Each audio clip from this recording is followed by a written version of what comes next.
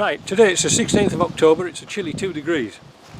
I was sent a new ignition switch for this truck because he said it's playing up a little bit, and I thought we might as well jump onto this, do it outside, because the white one, we're still waiting for parts for it.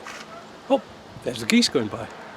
Anyway, we're going to take it apart, but I've noticed there's something very odd with this one, because it's got the 2.5 naturally aspirated engine in it, with the, well, it's got a short stubby gearbox in it, R380, but the steering wheel is off a 300 TDI.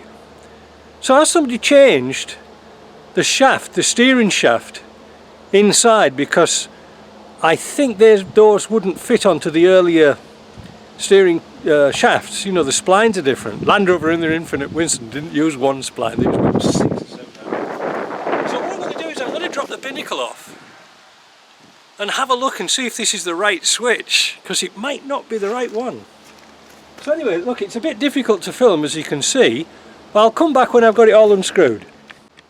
Well, good news, it is the right one. Now, as a little hot tip, if you want to take the dash and swing it out the way, you know, the binnacle, go under the bonnet, grab hold of the speedo cable and pull it as far as you can, push it through the bulkhead this way. That reduces the risk of breaking that little flimsy ass plastic piece that goes into speedo, because if that breaks, well, it doesn't work very well.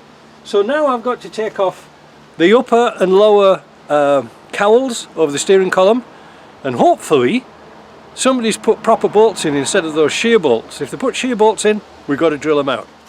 Right, I got the cowl off. It's kind of easy when you've got the dash out, because this bit usually goes under where the steering wheel is, so it saves us taking the steering wheel off.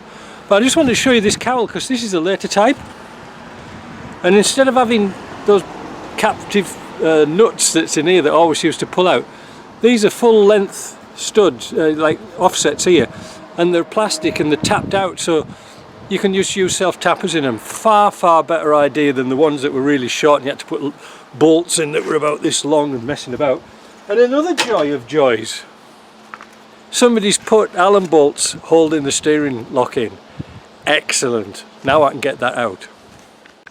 Right, just before I get frostbite, tell you an easy way to get these out. We've already got the bolts out the steering lock, but you need to undo this metal brace that holds two sides of this flimsy plastic together. One screws on the exterior, one's on the interior, so you've got to take this heater control off, and then you can lift this up. You don't have to take the other side off, and then just guide your switch out, and there it is.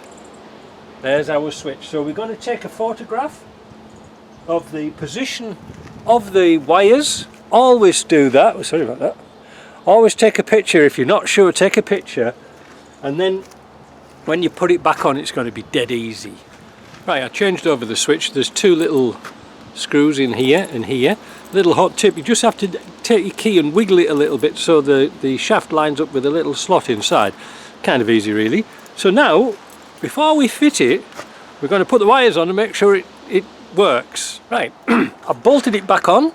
That's good. Like I say, take a picture. Doesn't take much, but you can easily get the wires the wrong way around. Why? Well, this has been rewired and modifications done to it, and it doesn't always follow the colour codes of the Land Rover workshop manual. As we found out here, we've got a blue with a red tracer on there and a white one on there, and I don't know, and this one's missing because this is the old diesel heater plug. Well, we've done away with that. And also, when you're rewiring a Land Rover, follow Land Rover's wise tips and make the wires as short as possible. That means you're fiddling around for hours inside the dash trying to put the wires back on with a pair of tweezers. This, if you're a mechanic, you get more hours. I think that's the idea. Seems crazy, doesn't it? But you just want to get the job done and get it out of the way. So now we can box up. That's good. I'm not going to show you how to do that, but the switch does work. I have tried it. But that's just a few hot tips. Talking about hot tips, I can't wait to get inside now, because the Canpar parts have just turned up for the white 90, and that's going to be our next video.